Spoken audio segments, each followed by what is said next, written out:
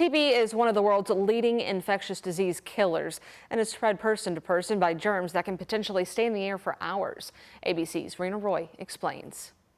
Public health officials in Kansas City are sounding the alarm about a tuberculosis outbreak that has killed 2 people and infected at least 67 others. It's the largest documented outbreak of TB in U.S. history, with authorities saying there are likely dozens of others with inactive TB. Inactive means you don't have symptoms, you can't spread it. However, it can reactivate at some point later. About 1 in 10 people that will happen. Tuberculosis is one of the world's leading infectious disease killers and is spread person to person by germs that can stay in the air for hours. You do need prolonged contact with an infected individual. If you briefly come into contact with somebody in the community, it's not very likely that you're going to contract tuberculosis. The exact reason for this specific outbreak is not yet clear. While TB rates in the United States have been declining since the early 90s, including by nearly 20% during the first year of the pandemic, CDC data shows rates began climbing in 2021 and 2022, surpassing pre-pandemic levels in 2023. The bacterial disease most often affects the lungs, experts urging people to look out for these symptoms. If you have active TB,